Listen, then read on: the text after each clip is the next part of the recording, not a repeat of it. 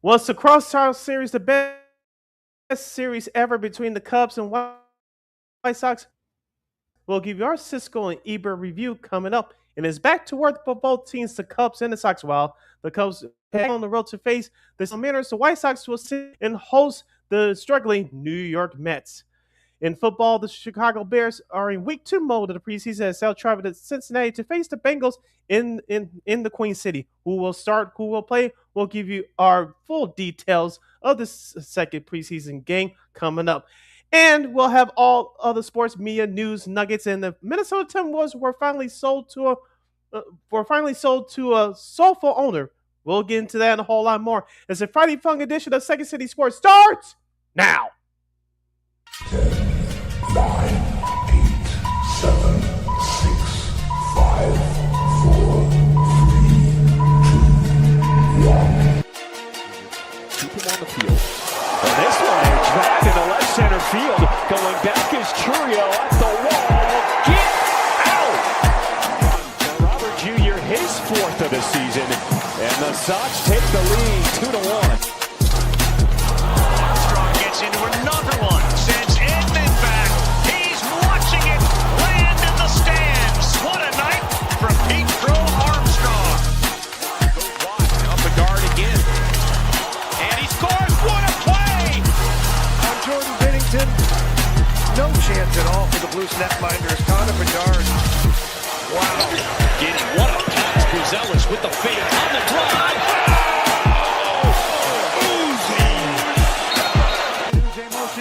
They're blitzing. It's picked up. Caleb throws. Middle of the field. Loveland catch. Breaks away the 30. Loveland 20. Loveland 10. Loveland end zone. Touchdown Bears.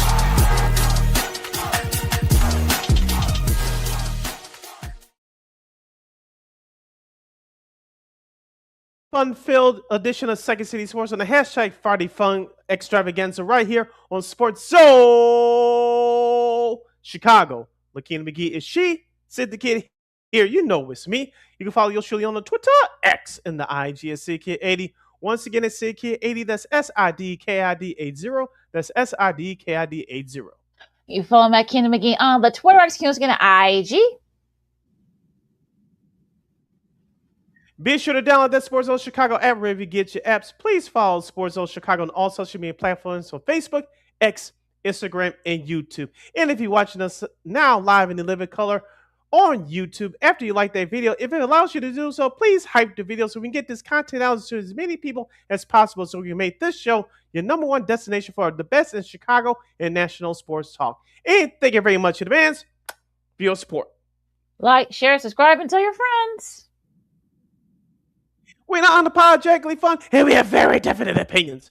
If you have any definite opinion during our 2-hour extravaganza, we call it Sports Talk Radio Show. You got to hit us up at Sports Zone Chicago's Facebook page or Sports Zone Chicago on YouTube. Type in those questions or comments in the comment section. LaKeena will get the up on the screen for you. But if you decide to troll and or do something silly, dumb, or stupid, I've given LaKeena full powers to give you dumbos to build and be boot. Toodles. But before we begin, shout out to our live gang. That's LIVE, live entertainment gang that's checking us out live in the living color right now at Sports Zone Chicago's Facebook and YouTube channels at 12:23 p.m. Central Standard Time. But as always, much love to the replay gang that's checking us out on the replay, also at Sports Zone Chicago's Facebook and YouTube channels. Don't you ever forget our motto where we talk sports, music, or entertainment. We will always provide. All right, so the best on Second City Sports as we gear up for this another Friday extravaganza here. We got a busy show for you guys coming up. We got some sports media news. You'll get more Pat McAfee. Yay. We got some injury news of all the U.S. Open and men's tennis where involves 2 of the top players. We'll also have some NBA as it's more the ownership stuff that's kind of taking precedent here right now as both the T-Wolves have changed hands and the Lakers have been sold, or have they been sold? We'll talk about all of that. Also, of course, we got some baseball for you as well. And we're gonna start that off right now. We got other stuff too, but we got to get right to it to talk some baseball here, where the Cubs and the Sox split the crosstown series as the Cubs win 2 out of 3 at Wrigley. A couple of thrillers. You had a rain delay. You had a PCA putting on a show here, and the White Sox may have found a mid relief guy for that last game. But unfortunately, also for the White Sox, they did lose yesterday. I got to mention that too. Atlanta, that was a makeup game from June, so we'll get to that in a second here. But it was actually, you had a little bit of everything. You had trash talking from both sides. You had you know, different styles. He had Will Venable pitching the PCA where it sometimes it worked, sometimes it didn't. So, I know you were out there for the Tuesday game out at Wrigley on Tuesday night. So what do you think about that? What was the atmosphere like there at Wrigley during this Cubs and Sox the round two? Yeah, I was there. I was there Wednesday as well for the series finale. The Tuesday game, it was very festive as usual. The friendly confines of one of the holy cathedrals in all the sports and all the baseball in particular. Of course, the way that both teams have played this year, it deserved the attention that it got throughout the city. It was a very festive atmosphere. The same for Wednesday as well. But during the actual game, LaKeena, I'm talking about the Tuesday game. The White Sox, the wind was blowing out. I was surprised that not more runs were scored, in particularly for the Sox. But watching Munetaka Murakami's home runs in person has been a pleasure this year. I saw that one on Tuesday. It went very far, and then because I didn't know how far it went until I got home and checked it out on the replay. He hit the bomb on the scoreboard. That was amazing. I was there in 2021 when the year that the White Sox last made the playoffs. It was a lot of Sox fans that were there too at that time, but compare and contrast to where we're at now 5 years later. Even though it was obviously it's a pro Cubs crowd because it's Wrigley, there was a hell of a lot more Sox fans there than has been in recent memory. And I was at home watching the game on Monday, and I heard it through the TV. I want to ask you about what you thought about the television coverage from CHSN in a second. But being there the last 2 days, this past Tuesday and Wednesday, you heard plenty of chatter for the White Sox fans. Anytime they did something positive, anytime they scored runs, they were loud and they were very supportive, and it's something that you appreciate. That's why you like rivalry games like this between the Cubs and the Sox, even though this is more of a fan rivalry, in my opinion. But when you look at Cubs Cardinals, you look at Sox Twins, Sox Tigers. Mm-hmm. When both teams are good, the rivalries are better. So what we saw in these three games, you saw the best and worst in both of these teams, and the Cubs were the better team in this series. But as we talked about from the Sox side of things, they've been down all year. Every time you think you count them out, they find a way to fight back, and they dominated that game with that 3-0 victory on Wednesday. Yeah, Jose Urquidy had a very Javier Assad like relief, only allowing 2 hits Mm-hmm. and such. Of course, Brady Montgomery had 2 RBIs, including a home run that helped them. The Sox were getting sweep, but we also got to talk about, if you want to go for the Sox side of things, what happened yesterday. Of course, that was the makeup game from early June 11th, and Grant Holmes, he took a no hitter to the 7th, and of course. Of course, Austin Riley had a couple of hard RBIs to help the Braves shut out the White Sox 2-0 in that makeup game. You probably said they may have been exhausted from that exhausted from the series, that there should have been a day off, but of course they had to make up that game. So we'll see what happens there. They only had Mm-hmm. 1 hit total. Even though Anthony Kay did have a solid outing himself, only allowing those 2 earned runs. Of course, he had 6 strikeouts in that game. Now, from the Cubs side of things, of course, I think that the game on Wednesday, this is when not having Dansby Swanson, he's going to be out 6 to 8 weeks with a hamstring, well, a side injury or quad injury. So that you kind of think that's the kind of game where I think Dansby would have came in handy. But if you're the Cubs, you'll take 2 out of 3 against your rivals. You're gonna go out west. You got the going out west to Seattle, playing a struggling Mariners team. That should be a fun series. But we'll talk about that after the break. Meanwhile, the Braves are going to take advantage of not only being at home but also facing the Mets. The Mets, well, I mean, look, they've actually been pretty good lately. They swept the Nationals. They won 2 out of 3 against the Padres. Talk about the Padres after the break, but I think both teams should be feeling pretty good where they're at right now as they go into the home stretch here. You're listening to Second City Sports on Sports Zone Chicago City, LaKeena here with us. We reviewed the crosstown series with Cubs taking 2 out of 3 against White Sox at the confines, tying the season series at 3 games apiece. Let's go back to Monday's game, LaKeena. 7-5, the Cubs won in extra innings in 10. Crow Armstrong hits the game-winning 2-run home run, his second home run of the night off of rookie reliever Hagen Smith.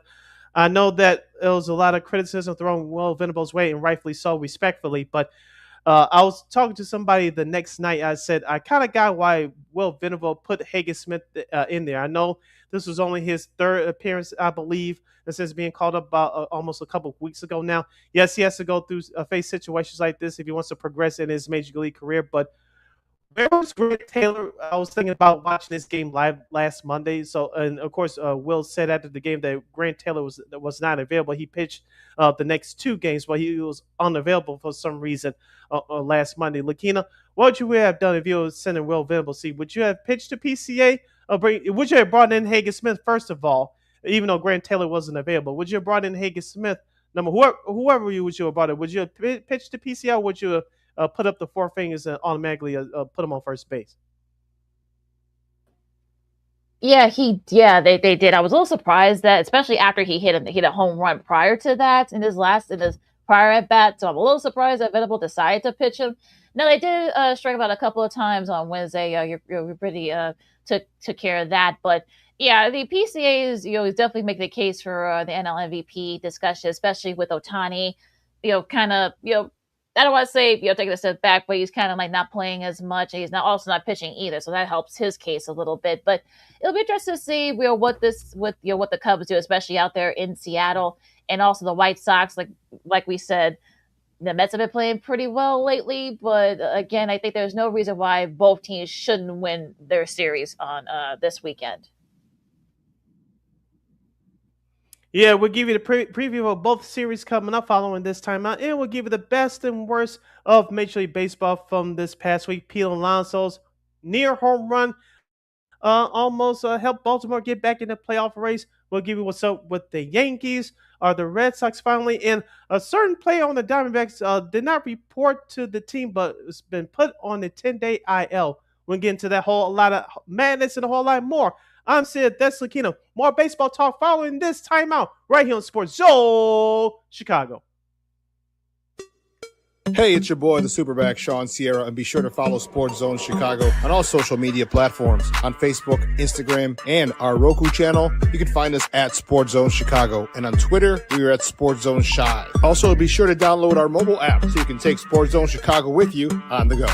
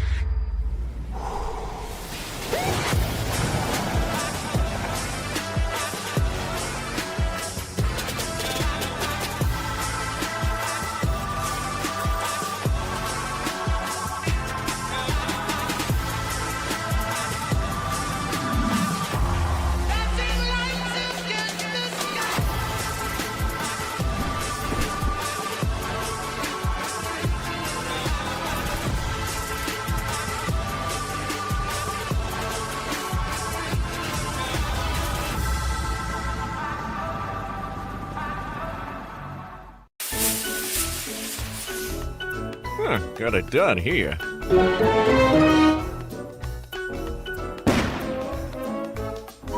Ouch! And we're gonna make sure you lit this time. Ouch!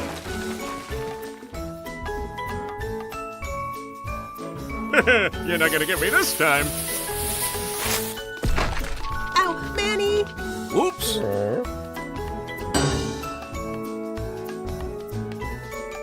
Let's try an easy one.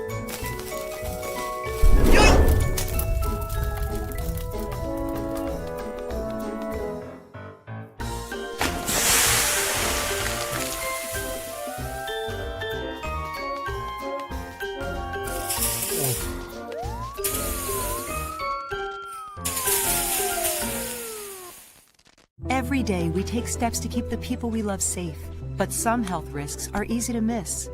Ticks hiding in the yard can spread germs, like the ones that cause Lyme disease. Mice searching for food can spread bacteria that makes us sick. Mosquitoes lay eggs in standing water and can spread West Nile virus and more. Cockroaches are drawn to water in the home, leaving behind allergens that can trigger asthma attacks. Common pests can threaten our health. Learn how to protect your family at pestworld.org. Hey, this is Corey McGee, and I listen to Sean and Maya on the morning show.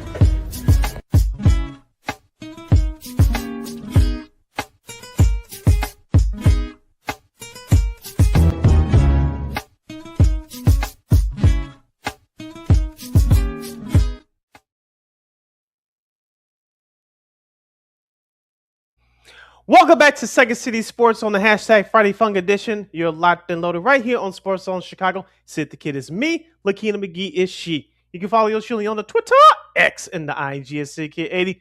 Once again, it's SidKid80. That's SIDKID80. That's SIDKID80. You can follow LaKeena McGee on Twitter, X, LaKeena IG.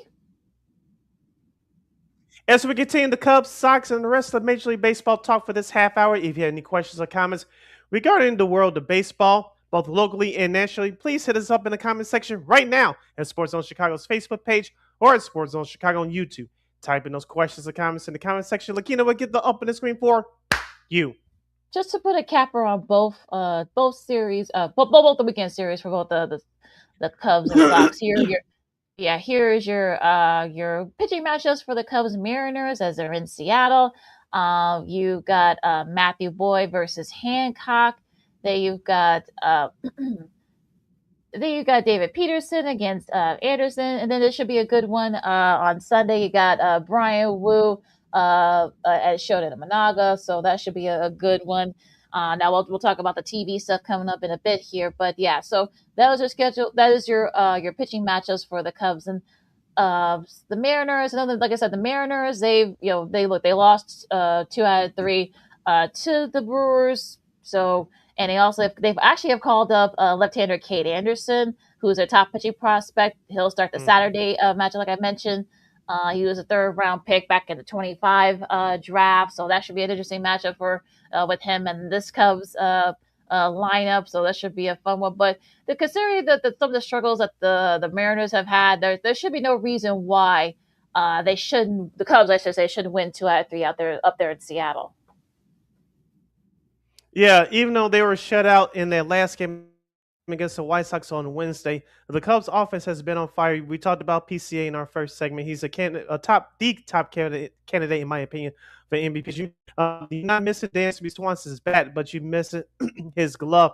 And the way to cover that up is other guys had to step up. Nico Horner had the first couple of good games against the Sox in that series earlier this week. So I expect him to step up. Seiya Suzuki, he's another dangerous hitter. He's actually having a decent year, above average year in the outfield. His power numbers has slowly crept up over the last few weeks here. So I expect Seiya to have an impact on this series. Even though I know it's T-Mobile Field now, but even though what we call Safeco back in the day, even though it's a pitcher's ballpark, I think if the Mariners serve up a couple of big mistake pitches to the top Cub hitters, I think they could take advantage and knock them out of the ballpark. I'm looking for a first baseman, Michael Busch, to have a good series here. We talked about his struggles throughout the season. Hopefully he can bust out and have a good series for the mint and blue. And just a Cubs starting pitching just to get back on track. I know Kevin Gausman lost it. He didn't lose the game on Tuesday, but he ran out of gas. So you won't see him in this series. But you mentioned you got Matthew Boyd up in this series and Shota Imanaga going on Sunday. The Cubs should take at least 2 out of 3, given Seattle's troubles offensively. But the Cubs, with their offense, they should be able to help out those starting pitchers that will be starting the series this weekend. So the Cubs should be to take at least no worse than 2 out of 3. All right, now going to the White Sox, they're facing the Mets. Like I said, the Mets have been playing okay lately. We got Sean Brooke against Manaea. That's tonight's matchup over there at G Raids. Also, you got Luis Castillo against Scott, and no worry who the White Sox will put out there. I'm sure it's probably going to be a bullpen. You'll probably see a lot more Jose Urquidy. So we'll see if he can, he can Mhm. duplicate what he did on Wednesday against the Cubs and against McLean. So look, it's going to be very interesting. We know that the Mets can be very streaky. I know they've kind of been pretty good since the All Star break. So you're still look. I mean, you're still dealing with Bo Bichette, and also Luis Robert Jr. makes his return to G rate, former White Sox. And of course, also Lindor as well. So it's going to be a little bit cooler out there. It's going to be a little bit rainy too for tonight's game. So it might be a pitching type of thing, but it could be you might see some bats come alive in this series. Also, too, watch out for the Mets that have one of their start prospects that's been playing for the last couple of months, and AJ Ewing. He's been doing very well for the Mets and bench too. Also, has been doing well for the Mets as one of the young guys in the youth movement for New York. Well, of course, we talked about New York struggles all year long, and right now they're playing. They had a managerial change a couple of months ago. Like you said, they've been playing decent baseball over the last couple of weeks, but for the White Sox side of things, the last home series that they had was last week against the under 500 Cincinnati team. They lost 2 out of 3. I know many White Sox fans say they should be able to take care of Max. Yes, on paper they should, but I'll caution Sox fans that if you're not careful to not just tonight but for this weekend series, you may lose another series to a sub 500 team at home. The White Sox have been one of the best teams at home in MLB this year. The power should return. The Mets pitch is not all that great. Be aggressive, be smart. Will Vimble manage better if they could do those things? I think they'll take 2 out of 3. Frankly, they should sweep the series, but I'll be honest, the White Sox should take 2 out of 3 from New York. And I think Luis Robert Jr. will get a mixture of boos and cheers tonight. So and after that, the Mets and White Sox will play baseball. So it should be an interesting series this weekend. The White Sox are at home for the next 6 games. They have the Mets this weekend, of course, Texas early next week. They should be able. Well, let's take care of the Mets first. They should be able to take care of the Metropolitans. My prediction is 2 out of 3 for the Southside Hitmen. All right, we'll see what happens. Just as I can see, sports on Sports Chicago, keep McGee, Steve Brown with you. Going into the rest of baseball here for the rest of this hour. Going to the AL East, the Yankees have won 4 in a row. They've actually gained some ground on the struggling Rays. We'll talk about the Rays in a second here, but they swept Baltimore, and Garrett Cole pitched to Jim last night. They rallied them 6-1. Talking about the Blue Jays, and it looks like they're starting to kind of get it going there. Pete Alonso actually had a drive down left field in the 7th inning that unfortunately he thought it was a home run, but unfortunately it was ruled foul. So that would end up being huge for the Orioles. Unfortunately for them, they lost that game, and the Yankees are starting to get it going. Trent Grisham had his 17th home run in that first game in that Orioles series, and it looks like they're starting to kind of find a groove a little bit. Mm-hmm. Yeah, also too, let's not forget about Cody Bellinger, another left-hander, and of course Ben Rice. I've been telling you guys about him all year. The young first baseman, should say. He's been doing it with his bat as well. Not bad with the glove either, but I still say this until this season concludes. However, it concludes for the Bronx Bombers. I don't know if Aaron Judge is going to come back anytime soon, but the sooner he gets back, I think obviously the Yankees' chances of winning the American League will go tremendously if he comes back just in time before the regular season's out. But he hasn't played since mid-May, and his injury to his ribs is very serious, obviously. So the Yankees, even though they've been surviving on their starting pitcher, whatever they have left, John Carlos Stanton, he hasn't played all year. Whatever you get from him is a bonus. But if Aaron Judge doesn't come back, I think it's going to be a struggle for the Yankees come playoff time. I'm already giving Tampa Bay the division title. I think they're the best team in the American League overall. So for the Yankees, like you said, they're starting to find that groove. They're beating teams they're supposed to beat on the schedule. We'll get into this series coming up this weekend against another division foe. But like you said, they're starting to find that groove a little bit. But down the road, they need Aaron Judge to come back, because if they don't, not saying they can't win in the playoffs, but it's gonna be the road's gonna be a hell of a lot harder for the Bronx Bombers to get back to World Series for the first time in 2 years. Now you did mention the Rays, but the Rays are going a little bit of a slump right now. They've lost 7 of their last 10, as including losing 2 out of 3 to Toronto at home. And Toronto, to their credit though, they hit 3 home runs yesterday by Akamoto, Lukes, and Cameron. So that's your future right there for Toronto. But yeah, they've had their struggles. Hopefully, look, they go to play Baltimore again, this time in Baltimore. So hopefully they can get back into the groove. But yeah, they're only 4 up right now on the Yankees. So we'll see what happens there. Now going to the Central, Minnesota, they swept the Braves. I don't think anybody saw that. I don't think anybody saw that coming. I mean, Cody Clemens had 3 RBIs on Wednesday to complete the sweep. Yeah, the Twins complete the sweep against the Braves. So, yeah, Josh Bell, he's been hitting the ball very well. He had a couple of RBIs and a home run during that series. So, look, Minnesota, you can say, but they've been hanging on.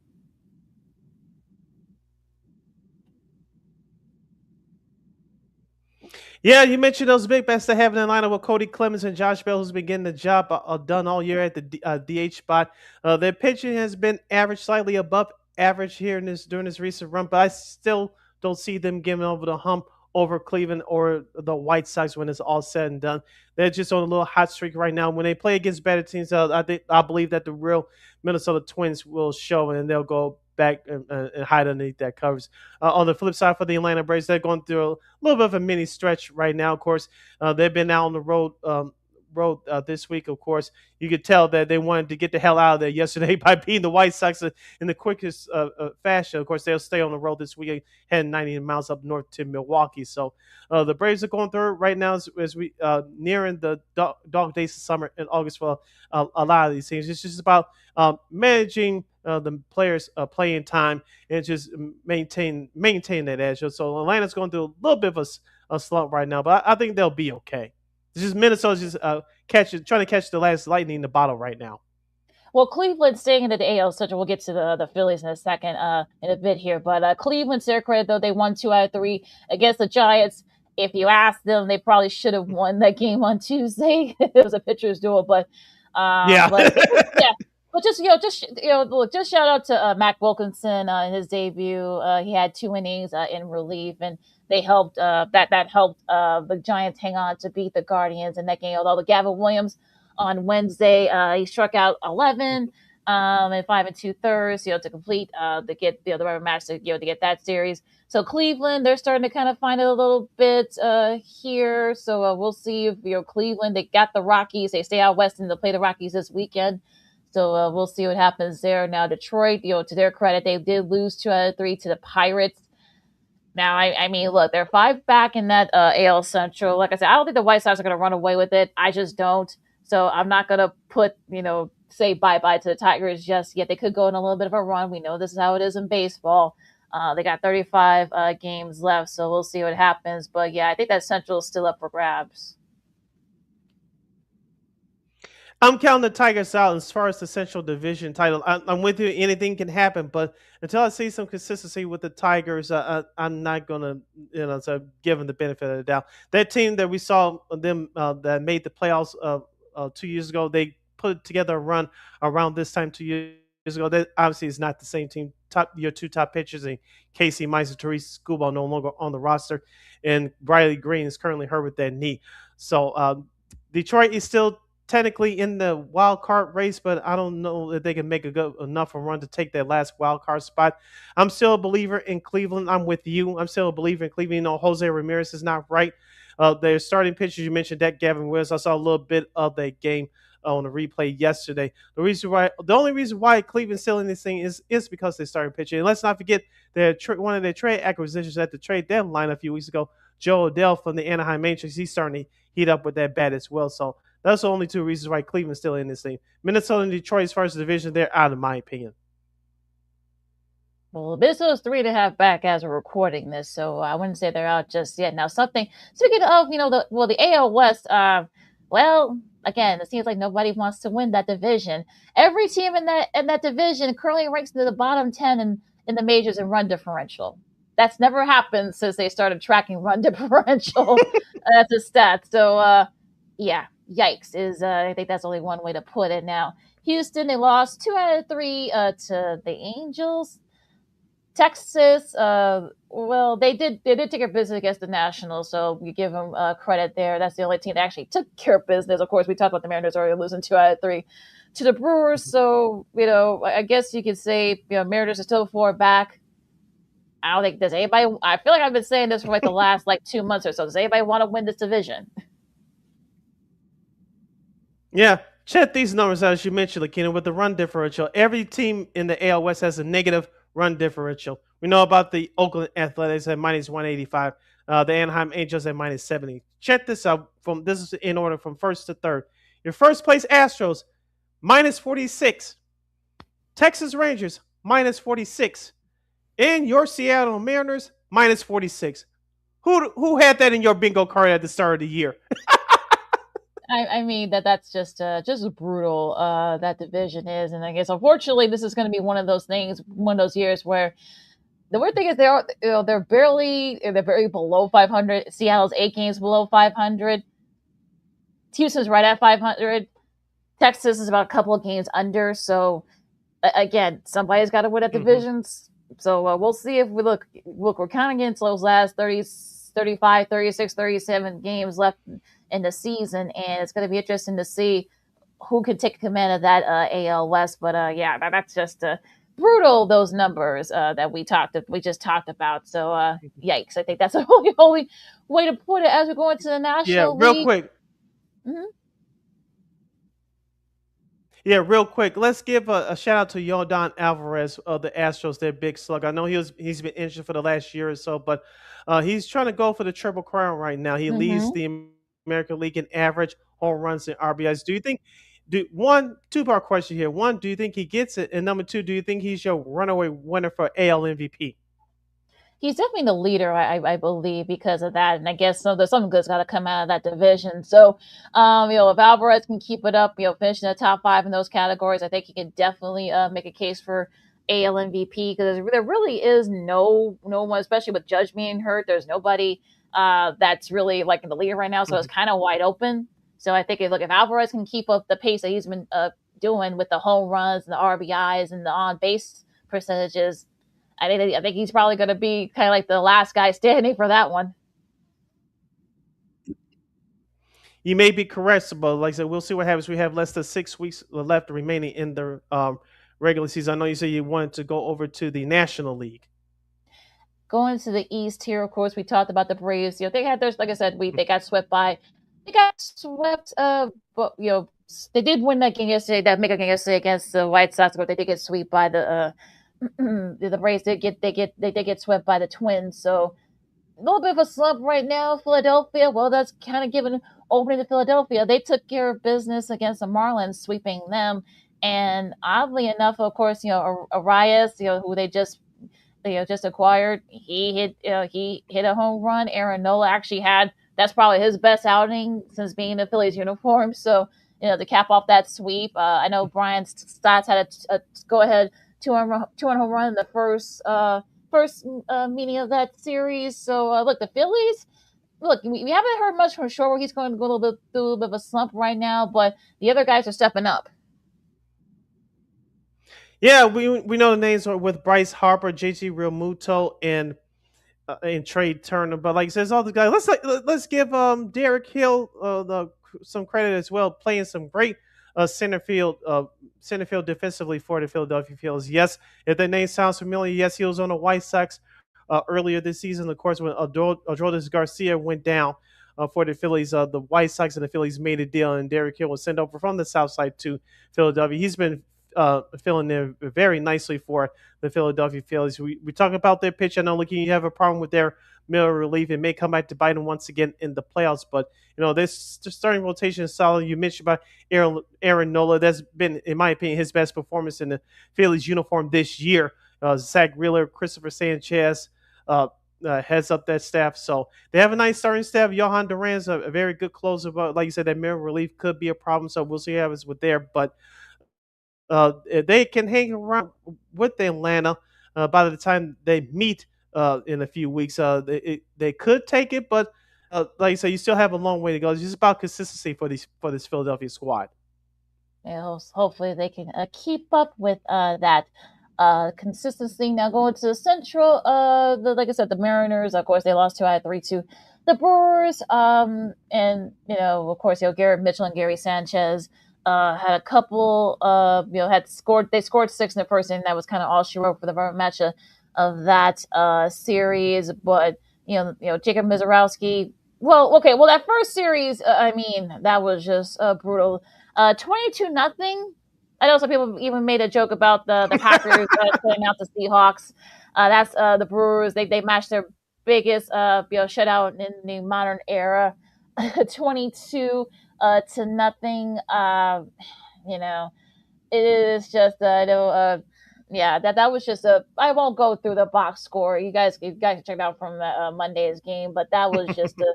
They scored 5, 5 in both the fourth and the fifth in their half, and then of course they scored 9 in the eighth. That was just brutal there. But yeah, but look, I mean, it's one of those things where I think every team has these kinds of games. So, but yeah, 22-0. Yeah. That's just like no. Yeah, of course, the Mariners bounced back the next night to beat the Brewers for their long win in that series. But for Milwaukee, Jacob Mizorowski is the leader in the clubhouse, in my opinion, for the NL Cy Young Award winner. That kid throws about 100 miles an hour every pitch. And I think the manager, Brewers manager Pat Murphy is doing a nice job with them. If he sees something that he doesn't like, or at this time of the year, as we end the dog days of summer for August, you managing his energy. You want to have him prepared for September and perhaps a potential a long playoff run. So you don't want to blow out an arm like that. So Mizorowski, I know he went through a tough stretch there in his last 3 or 4 starts, but that kid is something special. And let's see how well he finishes out here for the month of August, going into September. Okay, very interested to see how he finishes out. Now going to the West real quick before we go to the schedule for this weekend. The Dodgers starting to dodging again. They did their thing and then swept the Rockies. Usually that was Coors Field was usually a house of horrors for the Dodgers, but they took care of business out there. Of course, Mookie Betts, out of his slump, he had an RBI and a home run. It looks like he's starting to find his groove. Also, Ohtani has, he reached a 30 home run mark for the 6th straight season in that first meeting. So it looks like the Dodgers are starting to, guys are starting to get healthy. And look, I think what they playing the Rockets, I should say, out in Coors is just what the doctor ordered. Yeah, the manager Dave Roberts, we talked about on our last show on Monday, that he gave the marching orders to his squad, like, well, whoever plays the best, whoever wants to play, you're gonna go look for, as far as the playoff roster is concerned. The ones that don't come through, well, you'll be sitting next to me in the hoodies and you'll be deactivated. So the call has been made. The players have responded. The only 2 things that are concerned for me, if you're a Dodgers fan, the back end of that starting rotation and Edwin Diaz. If you can get his stuff together between now and the playoffs, I think he'll remain extra closer. If not, he'll be relegated to the back of the bullpen. Tanner Scott, who's been doing a better job this year than last year, he'll be your closer. He'll be a closer by committee. So the marching order has been put on by manager Dave Roberts, and the players so far to this point have responded. Yeah, Diaz is on the IL right now. I'm doing the air quotes here, so we'll see if an IL set can help him there. Now, San Diego once again, we thought they started figuring things out. They lose 2 out of 3 to the Metropolitans over at Citi Field. Now, the Diamondbacks are a little bit better. Not that much better either. They lose 2 out of 3 to Boston, and well, and also be able to shout out to Boston, shout out to Ali Rosman, who hit his first home run for the Red Sox in that Tuesday game. So just want to give a shout out to him for that one. But yeah, I think Dodgers fans should feel a little bit better right now. Yeah, as we said, the Dodgers are going to win this division by a landslide, using air quotes here. For San Diego, I've been talking about them all year. They're consistently inconsistent. A bad series after taking 2 out of 3 in Cleveland. Excuse me. After taking 2 out of 3 in Cleveland last weekend, you come back and lose to a sub 500 team in the Mets. Losing 2 out of 3, that's just can't happen, especially at this time of year. Like I said, Arizona, I brought up in our open that situation with Cattell Marte not reporting to the team, and then now you put him on the IL for 10 days. That's a very strange situation going on right there. We'll talk about, I'm sure, at more down the road. This is just only open up a can of worms, but we'll leave that alone. But the Diamondbacks up to that point, they've been playing very good baseball. I think it's safe to say, LaKeena, your top two is three wild card spots, but I think your top two winners for the wild card spots, just like a year ago, is Philadelphia and Chicago. The Cubs beat Philadelphia by 6 games for that first wild card spot. It's the Cubs first, and then the Philadelphia second. I believe the Padres are hanging on for dear life for that third spot. But I think about realistically about 3 or 4 teams battling for that last wild card spot in the National League. It's San Diego's spot if they want it, but right now they've just been inconsistent by the way they played in the Big Apple this week. Yeah, they're only a game up on the D-backs for that last wild card spot. And of course, in St. Louis, I don't think the Marlins can get in there, especially after what happened with the Phillies this week. But we'll see. But I think there might be a little bit of changing hands here with those wild card spots in the National League, especially. But we'll see what happens as we go into the schedule here real quick. You got Atlanta and Milwaukee. That should be a fun series. Could this be perhaps maybe a future playoff matchup? We'll see about that down the road. That'll be on ESPN Unlimited. St. Louis and Philadelphia. Then you've got the Blue Jays and the Yankees. San Francisco, they go out east as they face Boston, Washington, and Miami. You got Tampa Bay and Baltimore. Baltimore's trying to try to stay within striking distance of that wild card spot. The first game of that series will be on Apple TV Plus, and of course the Sox as they host the Metropolitans. The rest of your schedule for this weekend in MLB, the Oakland Athletics, as we call them on this show, they'll travel to Houston to take on the Astros, or Sean Sierra would say the Trastros. Detroit will take their act on the road. They'll face the Kansas City Royals down in the Show Me State. Los Angeles Angels of Anaheim will travel to Texas to take on the Rangers. That game can be seen on Apple TV Plus tonight at 7:15 p.m. Cleveland will face Colorado. Cincinnati will travel to Arizona to face the Diamondbacks. The Minnesota Twins will have a tough series out on the West Coast as they head out on the road. They'll take on the San Diego Padres. The LaKeena series takes place this weekend. The Cubs and the Mariners will do battle from the Emerald City. And the Pittsburgh Pirates will head out west. They'll take on the Los Angeles Dodgers. Your television national TV games for this week, of course, tomorrow on FS1 at 3:10, you've got the second game of that Washington-Miami series. Then you've got a triple regional action here for the Saturday night game on Fox. Of course, a lot of you guys here will get, of course, the Cubs and the Mariners. Then some of you will get San Francisco and Boston. And also you got the Dodgers hosting the Pirates. And Tariq Skubal will have another start as he faces Jared Jones for the Pirates. Sunday you've got a doubleheader, well, NBC sort of doubleheader kind of. The San Francisco Boston series that wraps up, and of course the Peacock game, the late game will be Cincinnati and Arizona.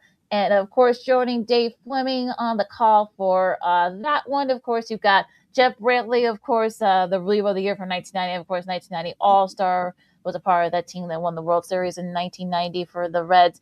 And of course, you got 0-1 World Series hero for the Diamondbacks, Mr. Luis Gonzalez, and Caroline Pineda. We'll have some news about Miss Pineda coming up later on in our sports media news segment.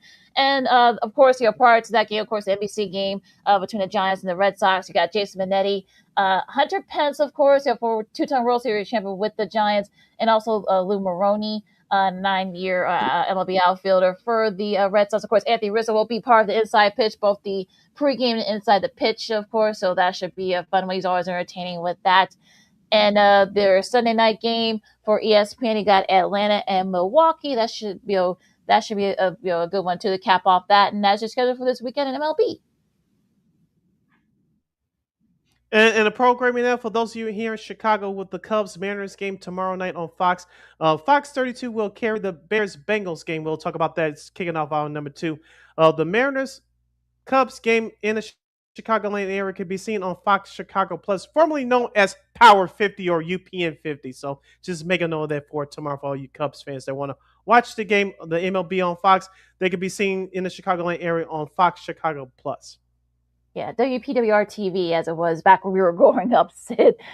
So a little old school there, but yeah, you guys should check that game out, of course, on that one too. I think Jeff Rickers in the Ton Times said that about a couple of weeks ago, so just a reminder of that. Now, hour number 1 in the books, hour number 2 coming up here on Second City Sports on Sports Zone Chicago. Get you ready for week 2 of preseason action. Of course, as the Bears are in Cincy to face the Bengals tomorrow, and some rookie standouts and even some signings. And as All-Pro D lineman gets his fresh paper.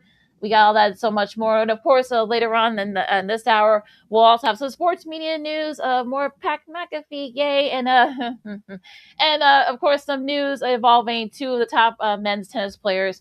We'll have all that and more coming up next. LaKeena, McGee, City Brown, Second City Sports on Sports in Chicago. More fun coming up in hour 2 right after this.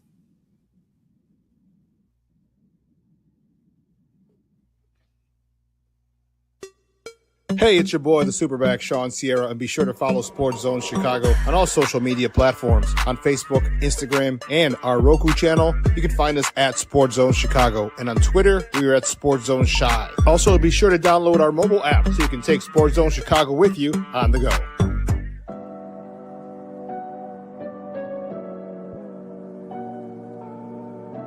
How do you take care of your mind health?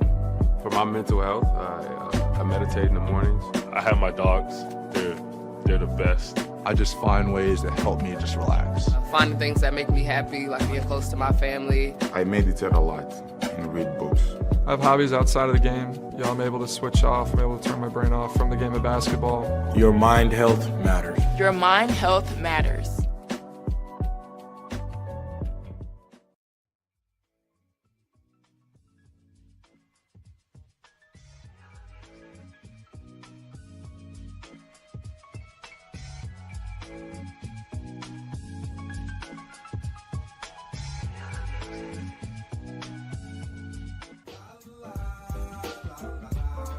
It's a romance sport.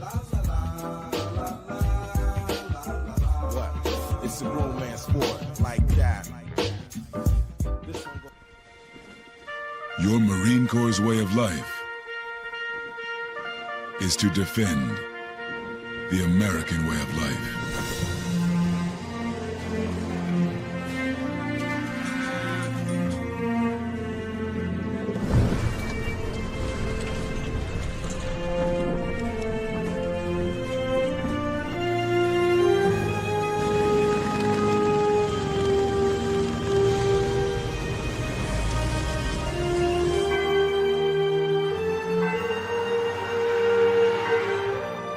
Every day,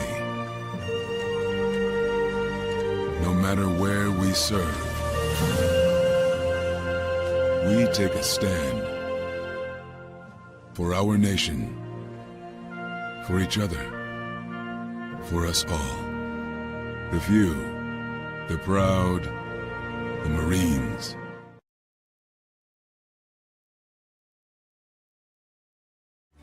Everybody in a work zone is someone's somebody. This is my mom. She works for KDOT. This is my dad. This is my mom. This is my daddy. This is my sister. This is my daddy. This is my son, Scott. He was killed while working in a highway work zone.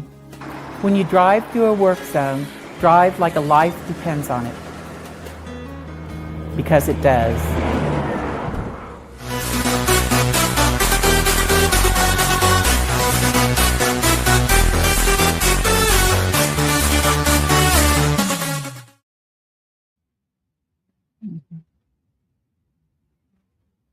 Go back to hour number 2 of Second City Sports, the hashtag Friday Fun Edition. You're locked and loaded, and we're live in living color right here on Sports Zone Chicago. Sid the Kid is me. LaKeena McGee is she. You can follow yours truly on the Twitter, X, and the IG at SidKid80. Once again, it's SidKid80. That's SIDKID80. That's SIDKID80. You can follow Matt King McGee on the Twitter, King McGee, IG. As we open up number 2 of this fabulous program, Talking Bears in the NFL. If you have any questions or comments regarding the world of football, you can hit us up in the comment section right now at Sports Zone Chicago's Facebook page or at Sports Zone Chicago YouTube. Type in those questions or comments in the comment section. LaKeena will get the up on the screen for you.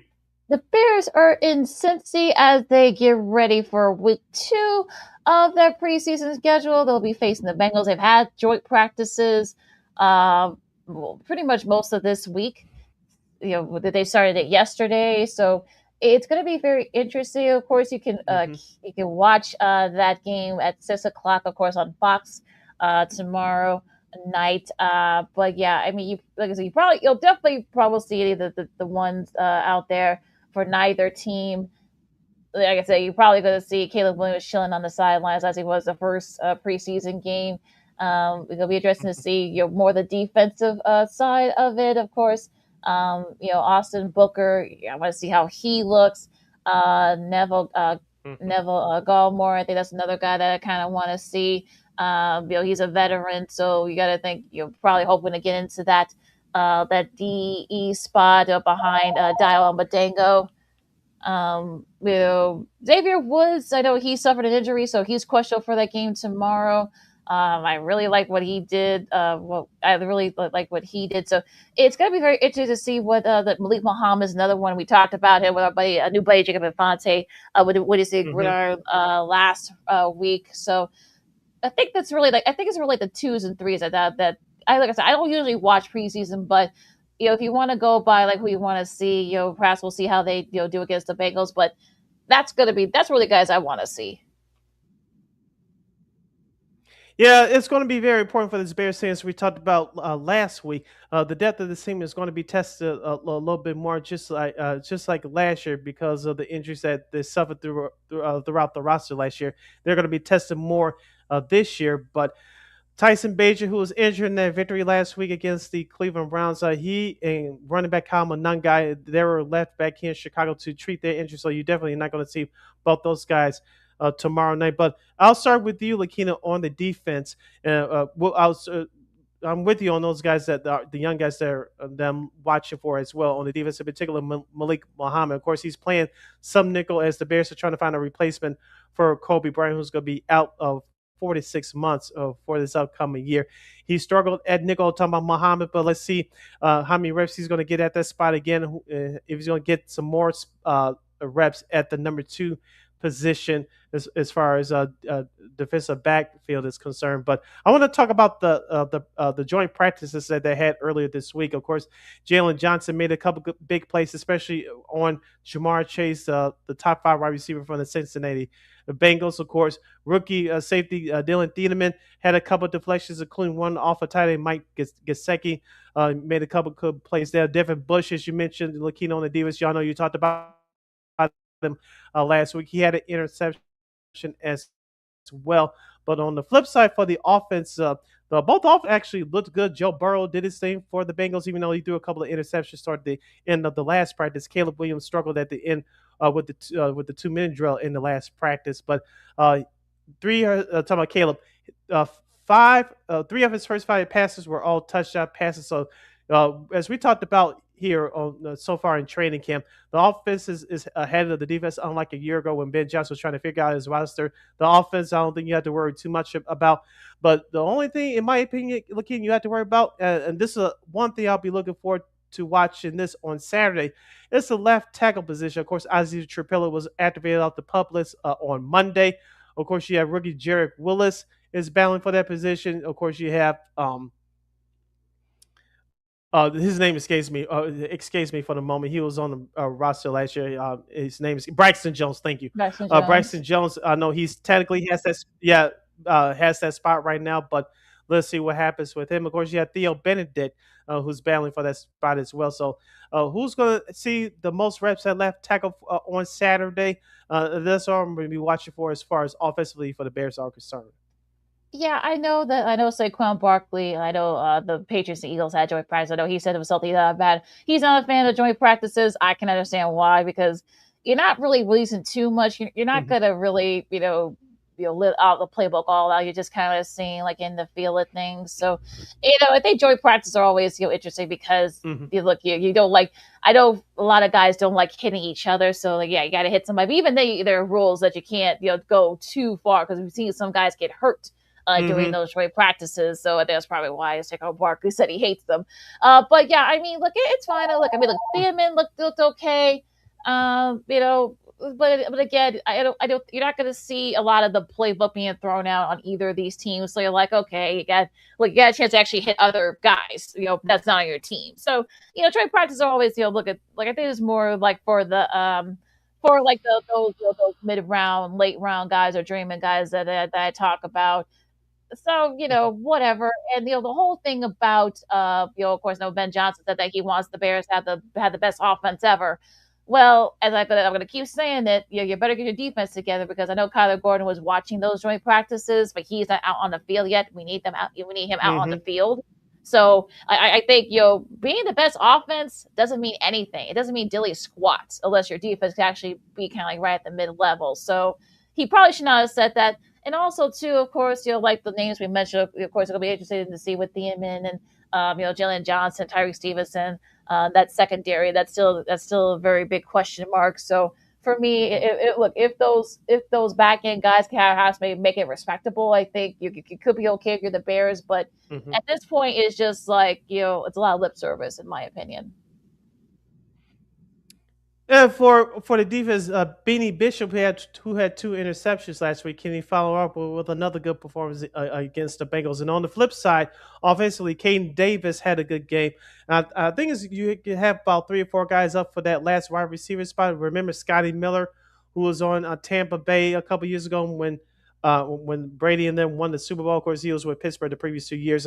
He's on the roster now. You still have a couple other backup running backs that you have to get a look at that you could slide them in at that fourth, fifth receiver spot. So that's another position that's up for grabs as well. So there's a lot of things that Ben Johnson has to look out for Saturday. As you mentioned about these joint practices, I know there were some things that he didn't like either as far as the tempo and the undisciplined the undisciplined actions that he saw, but they were way worse last year. But they committed 2 penalties for the entire game last week. Hopefully, the operation is solid that they can play disciplined football again this week. I know he also said that he wants to be the team that the league fears. So we'll see what happens there. But it's just that it's all about learning the ins and outs of the playbook. Gelling together, learning the system, and just executing the plays right. And that's hopefully we'll see it for the Bears tomorrow night. Well, and also too, I think people also got to remember the Bears not going to surprise anybody. You surprised a lot of people last year. More teams are going to be on guard. Also, more defense is going to be on guard. So look, hopefully Luther Burden. I know he's going to miss all the preseason, but hopefully he does get back to start the season, the regular season. Hopefully he can kind of be that guy that I think a lot of folks they could have a breakout season. Roman do say as long as he's healthy, I think we know he's one of the better young wide receivers in the NFL. So I'm not, as long as he stays healthy, I'm not going to worry about him.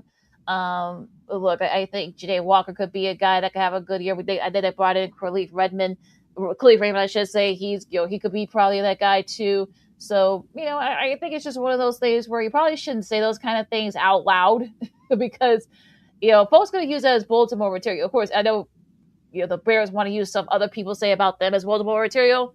What's good for the goose? That's all I'm going to say.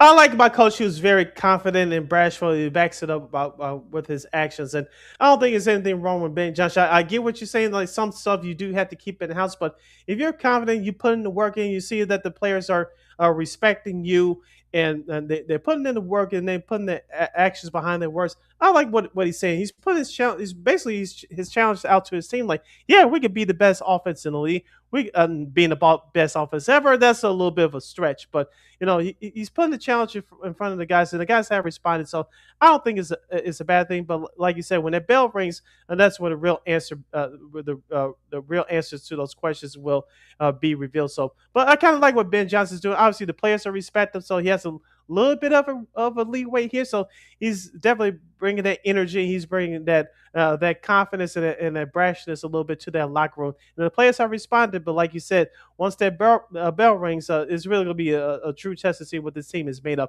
because this team is going to have a different identity than what they did a year ago when Ben Johnson was trying to figure out this roster. And also, too, those words that he just said, the defense is going to be used as bulletin board material too. Just an FYI for that. Now, you listen to Second City Sports on Sports. I've got LaKeena, McGee, Sidney Brown with you. Let's see here. Going into the rest of the NFL, we'll just, I guess, we'll just do. There were two games last night. We'll just take care of the 49ers and the Chargers. Mac Jones, of course, he had 89 yards passing yards. Sincere, no, that's his real name, Sincere McCormick. He had 53 rushing yards and a TD. He could definitely. He's one of those like back end, guys, kind of those journeyman guys. He could be another one of those running backs, especially if Christian McCaffrey is kind of struggling, struggling a little bit. So they're going to need somebody like him to kind of pick up some of the slacks there. On the flip side, for the Chargers, of course, DJ Ololier had a nice showing. He had a TD pass, of course, in 80 yards. Of course, the second year QB from Clemson. So he could be a guy that perhaps we could back up. I know Trey Lance had his struggles last night. Ain't no doubt on the flip side, though, going to the Raiders and the Texans. I had in their thrilling game. Aiden O'Connell, of course, the veteran, 5-year vet from Purdue. He had led them to the game-winning drive. Of course, the Raiders as they beat them, and it's kind of it's kind of funny because Coach Kubiak, like I said, his dad didn't have to deal with this, but I'm kind of it's kind of funny that he's keeping it in kind of very close to the best. So I don't know who's going to start. Will it be, of course, Fernando Mendoza or of course Kirk Cousins? I think he's kind of taking a cue from what his dad never had to do with that. His dad never had to do with that. So, that's true. No, he never did. He never had. He didn't really have to. But yeah, so he's gonna go buy some other mentors from back in the day. He's gonna. Yeah, well, we know it's probably gonna be Mendoza, right, Sid?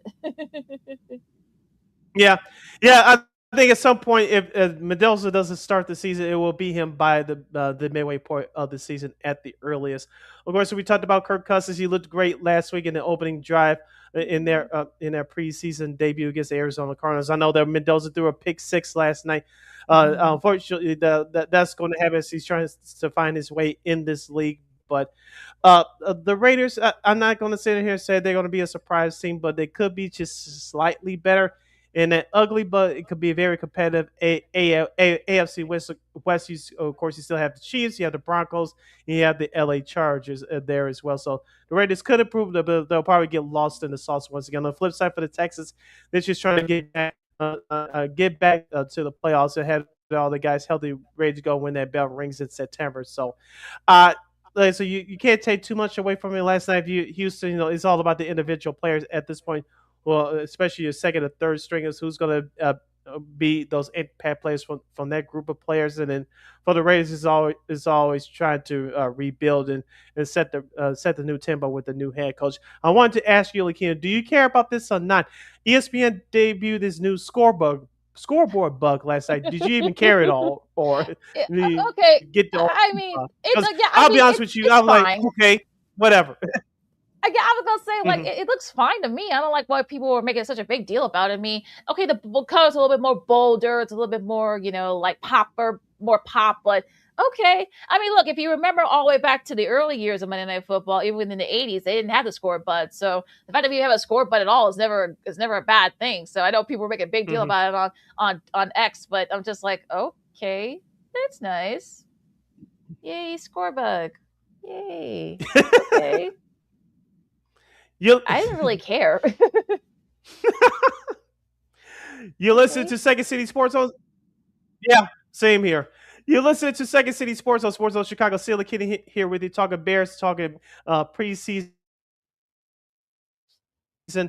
National Football League action. We'll give you the rest of the schedule for this weekend coming up in just a second. But speaking of folks carrying this earlier this weekend, both the players from both sides got into some ugly fisticuffs. It was so ugly that NFL Commissioner Roger Goodell decided to fine both teams $500,000 apiece. Yeah, I mean, if you're gonna do if and like I said, this is the reason why we call him Barkley. He even said this is why they they hate joy. He hates joint practices because look, I think it's one of those things where look they just started doing the joint practices thing just a few years ago. And it's sort of a way to kind of like Mm-hmm. it's kind of like get guys of course we talked about it like a couple of months ago. Guys get restless. You want to hit someone besides somebody on your own team. And that Cowboys Saints fisticuffs from Wednesday was just like what it just seems like. It seems like a lot of like school, like middle school stuff, like really like who that, and then you read about what started it and blah, blah, blah. I felt bad for Coach Sean Harmon and Coach Moore because it's just like, what really? Look, we know things happen and such, just like, unsportsmanlike behavior, whatever that you call it that. But, but I think it was because of a tackle. Somebody thought it was it wasn't, it shouldn't have been legal. And of course, someone starts hitting and then like everything kind of went haywire. And, I'm sure the owners of those teams were not happy that they got fined for that. But, it's just like, okay, that was just silly what happened earlier this week. Yeah, excuse me. There's situations like that with the veterans on the field. They're trying to make their mark to keep their jobs. With young guys on the field in situations like that, you have some young guys that want to make an impression on the older veterans on the team. And then, like you said, some players will take some things the wrong way. Some guys out there trying to quote unquote start stuff so you can have that camaraderie, set the tone for the identity for your team. Then, like you said, stuff like this happens. But of course, you have referees that usually ref these scrimmages. But like you said, sometimes these things happen. But you have to take control before the stuff really erupts. Well, also too is for the players to have some self control as well. It goes on both ends here.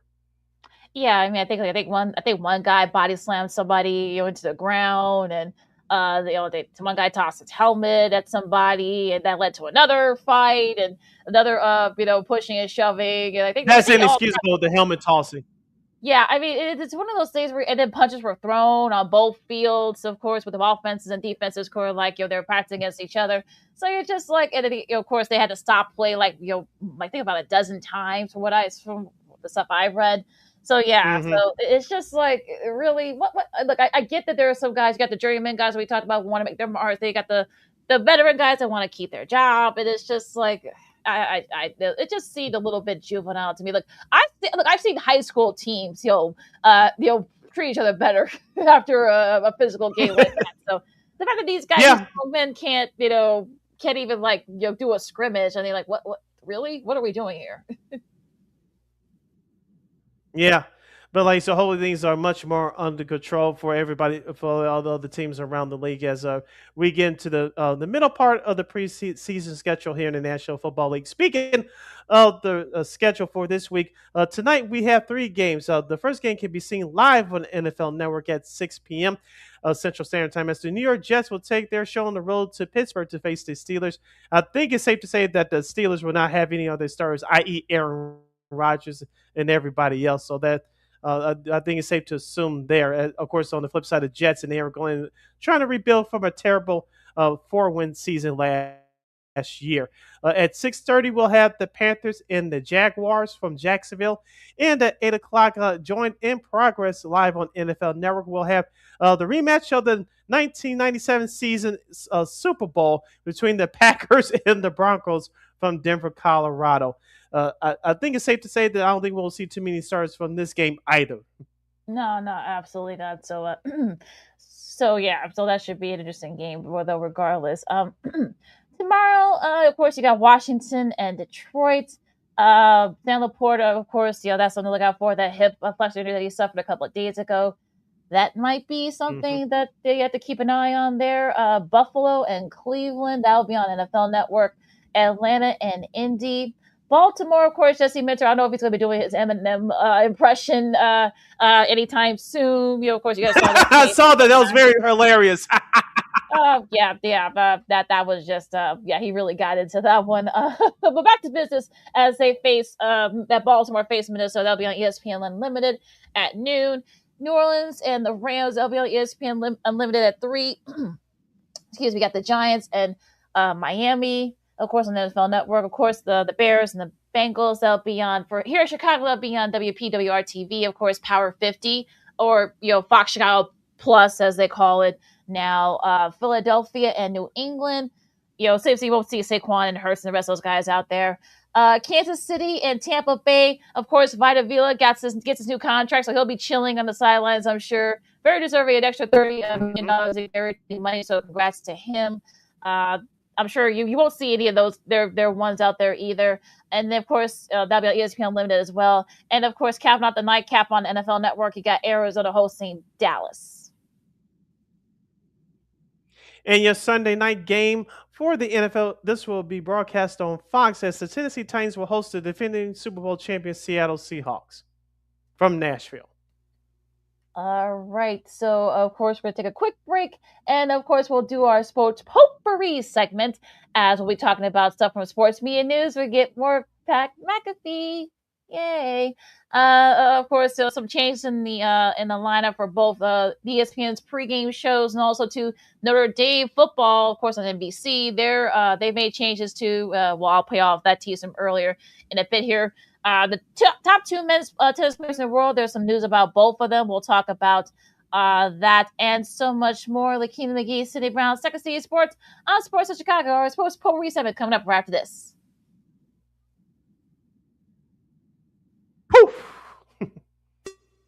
Hey, it's your boy, the Superback, Sean Sierra, and be sure to follow Sports Zone Chicago on all social media platforms. On Facebook, Instagram, and our Roku channel, you can find us at Sports Zone Chicago. And on Twitter, we are at Sports Zone Chi. Also, be sure to download our mobile app so you can take Sports Zone Chicago with you on the go.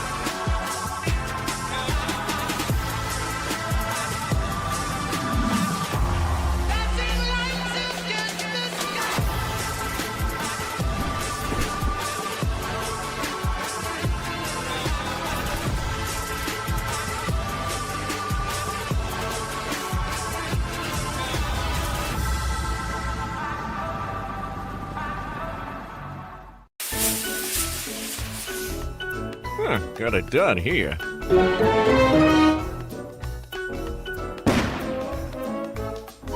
Ouch!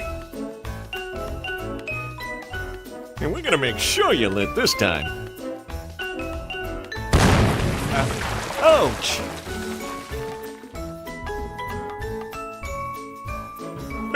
You're not gonna get me this time. Ow, Manny! Whoops!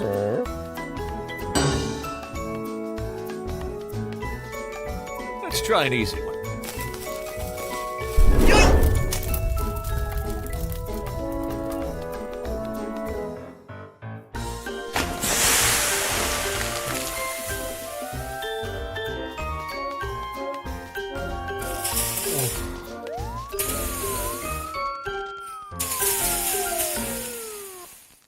Every day, we take steps to keep the people we love safe, but some health risks are easy to miss. Ticks hiding in the yard can spread germs, like the ones that cause Lyme disease. Mice searching for food can spread bacteria that makes us sick. Mosquitoes lay eggs in standing water and can spread West Nile virus and more. Cockroaches are drawn to water in the home, leaving behind allergens that can trigger asthma attacks. Common pests can threaten our health. Learn how to protect your family at pestworld.org. Hey, this is Corey McGee, and I listen to Sean and Maya on the morning show.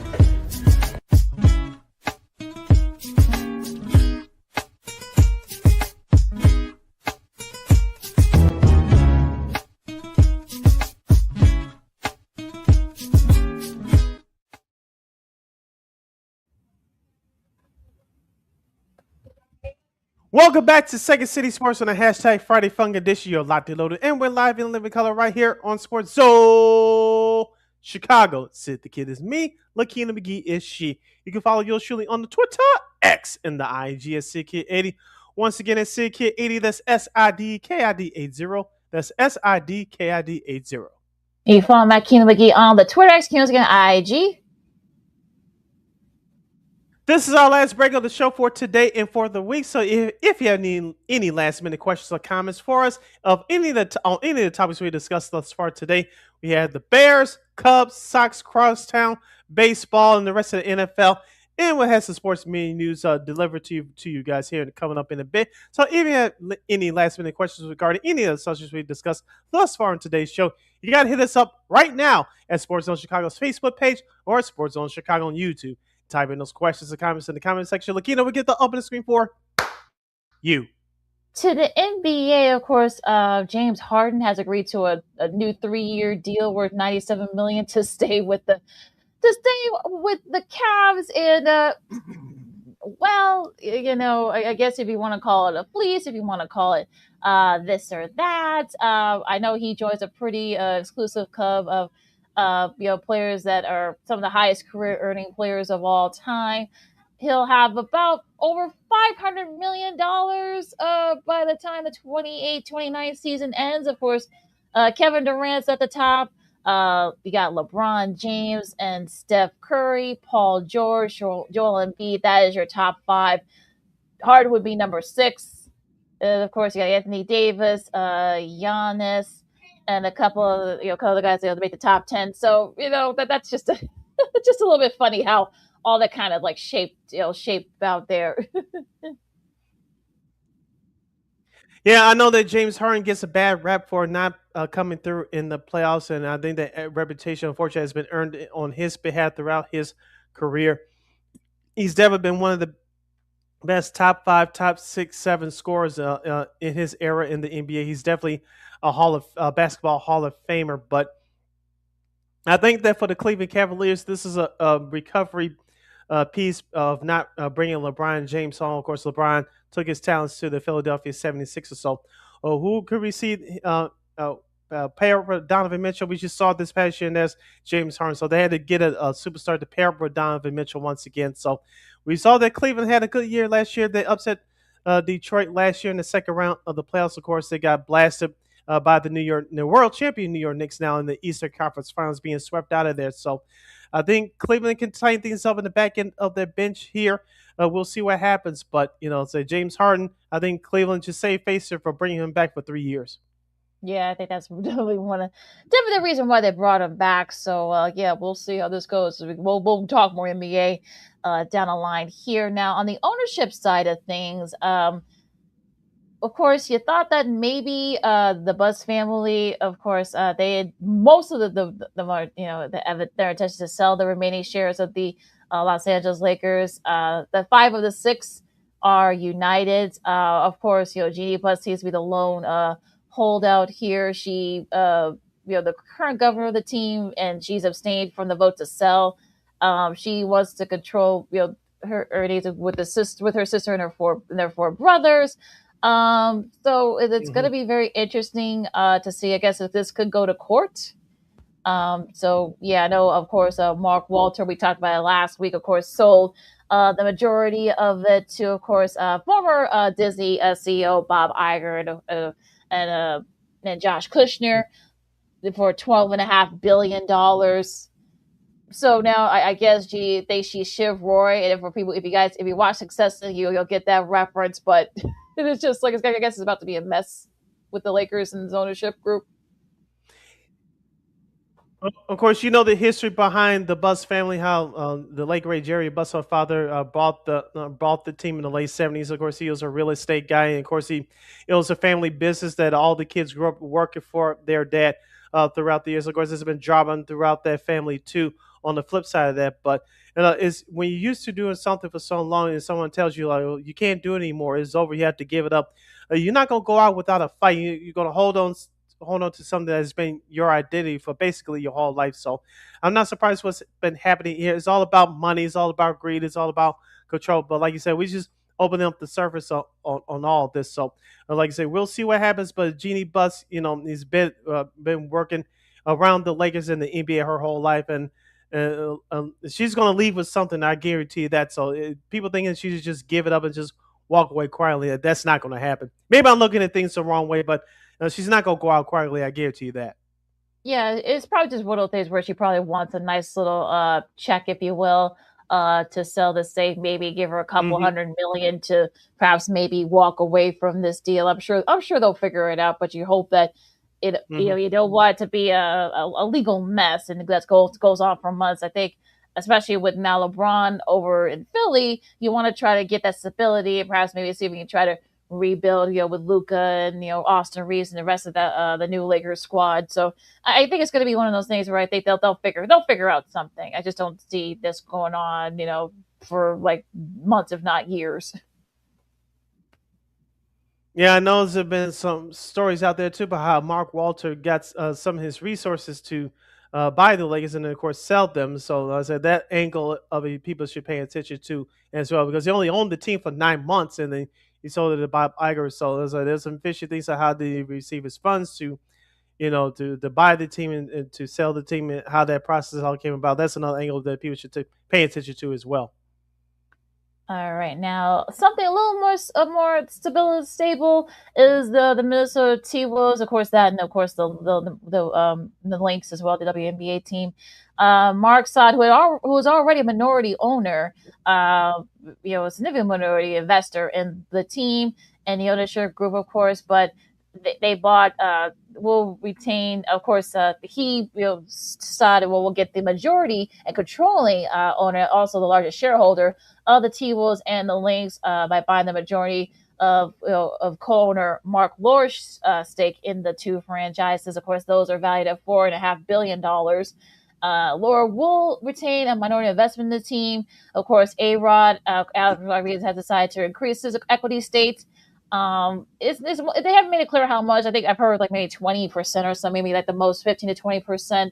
So still have a little bit of a say on that. Laura will take a step back from his co-ownership and co-chair role to focus on his IPO, in his food tech group, a Wonder Group, over the next year as they do this transitioning of changing majority ownership hands and such. So at least, of course, this features the T-Wolves, the group, the team, of course, GM Matt Lloyd, and of course, Chris Finch, the head coach, and of course, Cheryl Reeve, the coach over there with the Minnesota Lynx. So what do you think about that? But this one's a little bit more sustainable, though, a little more, not too much legal wrangling.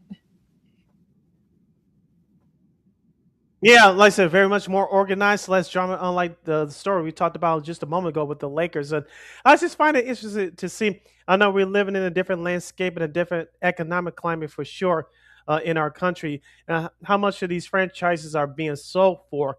And we talked about it with the Lakers. Yeah, it was all inflated, overrated a little bit. So be it. But if someone is willing to put up the money for it, they'll buy these franchises. I'm just bringing it back here to Chicago. If the McCaskies ever should sell the Bears, it's definitely going to go for a big chunk. Of course, you're going to have people lined up from here to there to buy the franchise. So we're seeing the transition slowly with the White Sox. I know there's been news about putting the Amtrak station over there near the 78. We'll get into that to more. Get into that more on our next show coming up on Monday. I know our friend of the show, Josh Nelson from the Sox Machine, has been following that. I know there was a meeting with the residents of Bridgeport last night. Like I said, we'll get more into that on our show on Monday. But the market value for these franchises is at a skyrocket pace. But at the same time, people have the collateral and the capital to put up the money to buy these franchises. Groups of people will do it. Yeah. So I think they still got to vote. The board of governors got to vote. I think in mid-September. I think the 15th. So nothing's official yet, but it looks like all signs for it will be official. So we'll see what happens here. But like I said, this one seems a little bit more less dramatic of changing hands. And of course, like I said, Stott is already a minority owner anyway. So that kind of keeping it in house is probably not a bad thing when it comes to those things. And also, it seems a little bit weird that that all these teams are kind of like changing hands over the years. But look, I guess the market and with everything going on, I guess it kind of happens, I guess. Yep. You're listening to Second City Sports on Sports Zone Chicago. City LaKeena here with you as we continue our sports potpourri segment. Hit the comment section on any of the subjects we discussed thus far in today's show at Sports Zone Chicago's Facebook page or at Sports Zone on Sports Zone Chicago on YouTube. Type your questions in the comments in the comment section. LaKeena will get the open screen for you. Now let's transition over to the world of tennis. LaKeena has some news for us there. Yeah, Yannick Sinner, of course, the reigning two-time Wimbledon champion. He posted on his social media a few hours ago that of course the knee injury has kind of been bothering him. Like you can tell it kind of bothered a little bit in the final, but of course he said that and it's been a couple of days that he's been trying to get into it, but he said he's just isn't going to be able to, especially with the U.S. Open is about to start next week. I think it just isn't going to happen for him. So unfortunately, he won't be able to kind of try to get that title. So that's going to be interesting to see what he does. He'll take care of that knee. It's really more of a pain management thing for him now. On the flip side of Carlos Alcaraz, who hasn't played in almost like 4 or 5 months, he says he's going to play in the U.S. Open. I kind of wish that he played in one of the U.S. Open series to see if he did to test that knee out, because the wrist, I should say, was a risk for him, and we know that look, you need your wrist to play tennis. So so I'm a little bit worried, but these top two players, of course, both different, I guess, directions, if you will. Sinners, staying out because of a knee, while Alcaraz will try to come out from the wrists. Yeah, like you mentioned, you need just about every part of your body to play tennis, not just with your hands, but your wrists and your elbows and your shoulders and your legs and your feet as well. And with any injury that happens to any of your top stars, especially in a sport like tennis, it puts a slight damper, because you need your stars to sell your sport. We're seeing it in others, in other sports like golf and the WNBA, which should become a joke, but that's a whole nother show for all the time. But especially in tennis, you mentioned with the last big tournament for the year starting next week in the U.S. Open, you need to your stars to be healthy. You need the stars to sell your sport.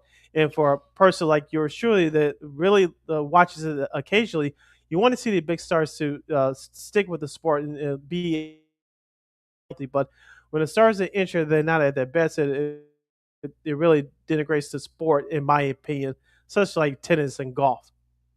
Yeah, I think it's going to be interesting. And if Alcaraz, I'm sure, like I said, he hasn't played in months, so it's going to be interesting to see how he looks. So that could Zverev could perhaps maybe win his second Grand Slam of the year. Maybe you'll get a Ben Shelton. I know he hasn't done very well at the U.S. Open Series so far this year. I know he's also have his own injury issue, so he may not be able to play next week. We'll see. Tiafoe, he made all the way to the semis at the U.S. Open a couple of years back, so we'll see.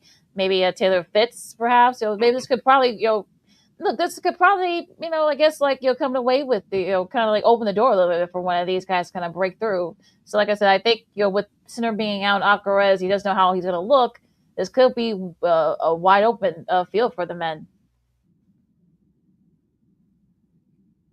Yeah, and like I said with Tiafoe, could this be the year that he finally breaks through? Like you said, when one man steps down, an injury happens to a key player, who's going to fill in? Can they take advantage? Sometimes that happens in sports. The next man up mentality. When one guy goes down, can the other person? It opens up for the other competitors. Can they finally take advantage of it? And you have to have some things go your way as well. So, like you say, we'll see what happens. And call me crazy, LaKeena, especially on the men's side. This is wide open as we've seen it, especially in this tournament, in years. Yeah. So you can say any tournament, but definitely the U.S. Open. And like I say, you know a little bit more of it than I do, but this open field, I've seen it from the men's side in years. Yeah, so like I said, it could be that America could probably get their first men's champion in since Roddick. Yeah, go all the way back to 2004 for that. It's been 20 plus years. I mean, look, he's gonna look. I think Andy Roddick's gonna be over there calling the helping call the matches for ESPN next week. So we'll have to wait and see. I'm sure he's gonna have a lot of. Roddick will have a lot of thoughts on this. So so it's gonna be interesting to see what happens here as the Second City Sports On Sports with Chicago, LaKeena McGee, stay around with you as we transition over to the world of sports media news. And so we'll start with, of course, ESPN has released earlier this week, I should say, released their, of course, their landmark season. Of course, again, their words, not mine. Of course, they're going to be doing Super Bowl 61 out in Los Angeles. So, of course, they've been touting this since the last Super Bowl ended, Super Bowl 60 ended. So, of course, they are going to they kind of revamp their studio teams, if you will. Of course, the usual people, of course, at the top, of course, Joe Buck, Troy Aikman, Lisa Salters, and Laura Rogers. Laura Rogers will lead the ESPN's Monday night coverage, and they made announcement for the NFL Network side of things. Of course, Jason Kelsey will join Dave Pasch and Kurt Warner. That should be interesting. And of course, another team will feature Bob Lajus and of course Louis Riddick. They did it for a couple years for college football. So this isn't new for them. And also Molly McGrath will serve as a reporter for both the teams. Of course, is going to be expanding her ESPN NFL assignment. Peter Schreiber serves as a reporter for the December 26th doubleheader game between I believe Cincinnati and Atlanta in Madrid. So that'll be interesting to see what happens with that. That'll be on November 8th for that one. On the studio side, of course, Scott Van Pelt and Marcus Spears and Jason Kelsey. They'll join by Jason McCourty and Pat McAfee. Okay. I'm not saying nothing else about that. Of course, yeah, and of course, and of course, ESPN Plus will have us stuff too. Of course, on YouTube and then NFL Live on Mondays during the games during his show. Of course, he'll be joined by Darius Butler, AJ Hawk, Connor Campbell, Ty Schmidt, and Tone Diggs for the full show. And of course, Rutledge will be joined by, of course, Mina Kimes, Dan Orlovsky, Schrager and Spears for the NFL Live. They'll be on with Schefter, Alex Schefter. They'll be on site. So, and of course, NFL Network will have their stuff too. Of course, with Jerry Erdahl, Manti Te'o, and Kyle Brandt. They'll lead that show, and of course, some other folks as well. So, what do you think about this whole thing? Of course, ESPN going all in, I guess, of course, with their Super Bowl season. Yeah, and also too, they got to justify in cutting those anchors that they did over a month ago, and paying both Pat McAfee and Stephen A. Smith. Like I said, Stephen A. Smith's a whole nother subject for a whole nother time. But they had to justify why they paying McAfee all that money. Remember, they brought him over to ESPN a couple of years ago, and he's paying big dividends for the Four Atlanta network. So anything you have to do to make him and his crew happy. I actually like Pat McAfee personally. Obviously, I'm not going to agree with everything that he does. You don't agree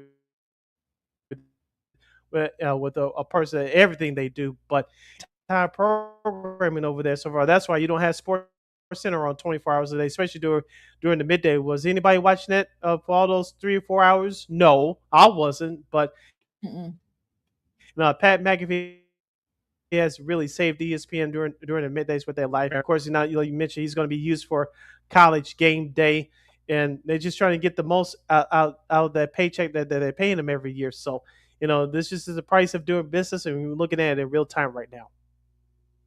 Yeah, so I think I like McAfee, but I think like just about some of the other ESPN personalities, I like them in smaller doses, and the smaller the better. Look, I know he's revitalized College Game Day, and yeah, that it needed it, but I don't know. It's just like, okay, all right.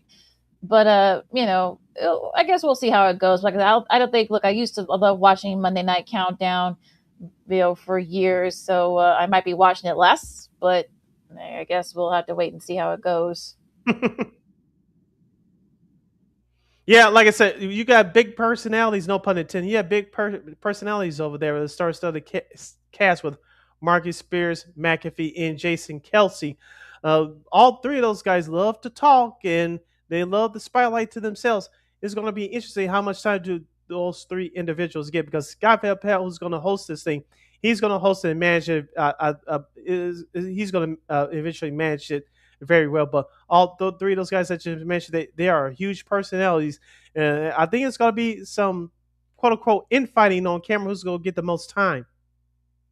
because Jason Kelsey has been a big star over there Mhm. for a while. In his year plus Mhm. service over there, Marcus Smith has been there for years now. You and a new guy, Pat McAfee.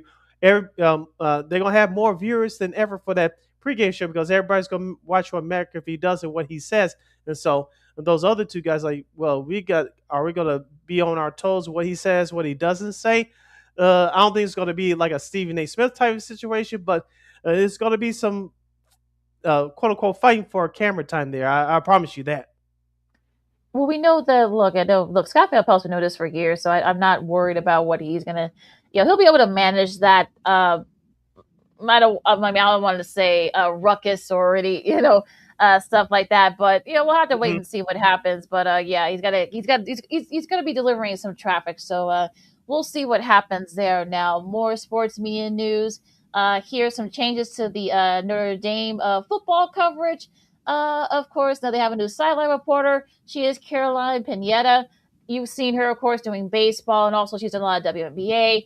And it sounds like Zora Stevenson, who's been doing it the last few years, will be concentrating more on the NBA and WNBA stuff. So that's why they're bringing Caroline back. She's been over there for the last few years, doing stuff for them. So this is a nice little promotion for her.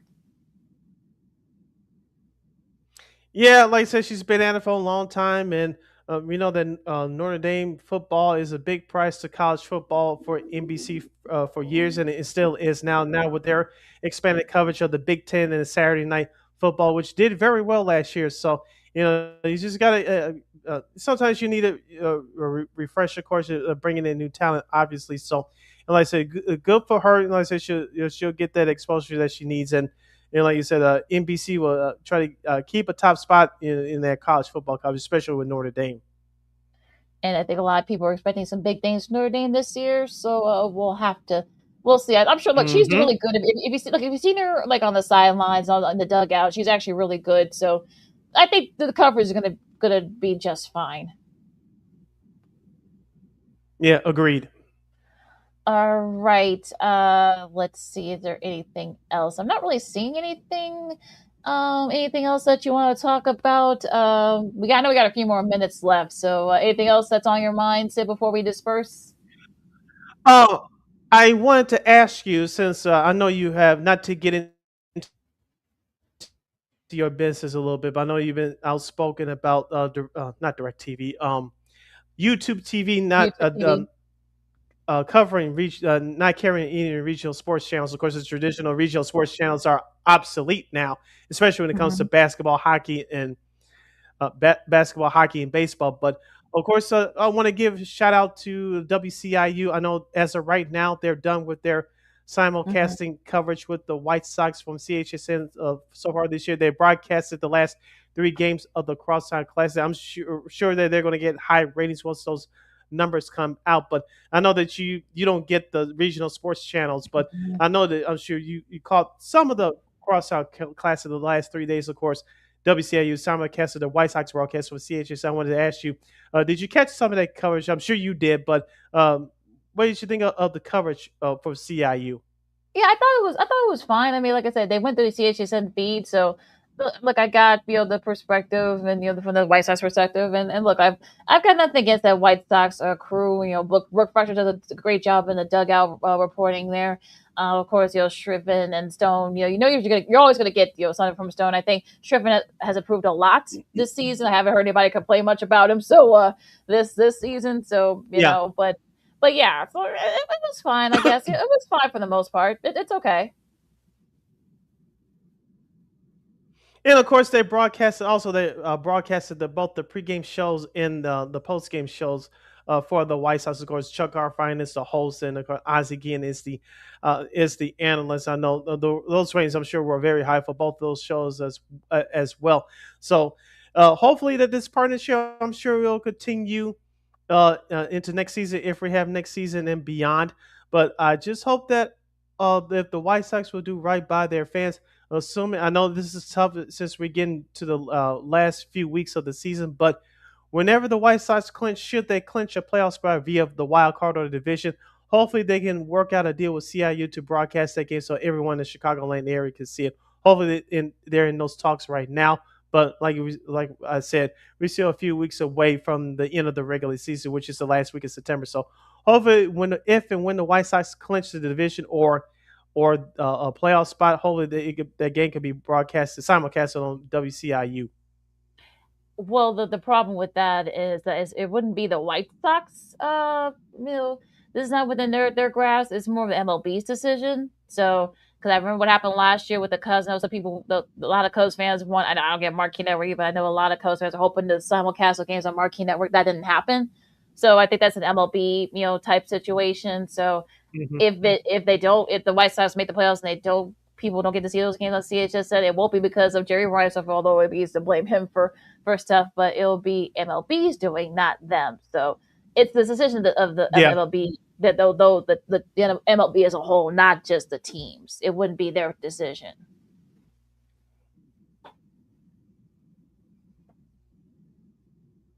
Yeah. So, like I said, we'll see what happens if the WCIU gets an extra game or two before the regular season is over. Of course, we all know in the playoffs, everything's exclusively on national television, so there will be no local TV outlets. That's been gone for years. So, and of course, with the blackout rules for MLB and certain rules, they just got to get that straight. Hopefully, those issues will be resolved uh, during the off season, of course. With the impending lockout on December 1st, and of course. With the broadcasting issues, with half the league being games being produced by MLB, hopefully they can get that situation straightened out so all fans can see. So you have to go through blackout rules and all that because it's ridiculous. We talked about it last year, LaKeena, with the whole CHSN Xfinity mess. Yours surely couldn't get the games live because of the blackout rules. Had to catch the games on replay later or the next day because of those stupid blackout rules. Hopefully those days are done because looking over at the NFL, remember, LaKeena, I think 12 or 13 years ago now as the start of this season. Remember when we had a home game, it was a doubleheader where it was on CBS or Fox or NBC back in the day. If your team played a home game, you couldn't get that other game because back in the day, your games were based on ticket sales. Now that basically every game is sold out, the blackout rules changed about over a little bit over a decade ago. Now there's really no such things as blackout rules, so the NFL has solved that issue. But I wish baseball could get on the same page like the NFL did a decade and a half ago. Well, I think because they saw that the ratings, took a little bit of a tumble in some local areas when you don't get to see the 49ers and the Giants or the Giants and the Cowboys at their peak, and also, Browns and Broncos and the Raiders. You didn't get to see those games when those teams were really good back then. So that's why they did away with those with the blackout rules early in the 2010s. So now the Rays are higher than ever, and of course the streaming stuff, like that's a different conversation. We don't have time for that, but yeah, that part of it, hopefully the MLB, once this new agreement, whether it's next year or whatever, hopefully they'll figure that part out.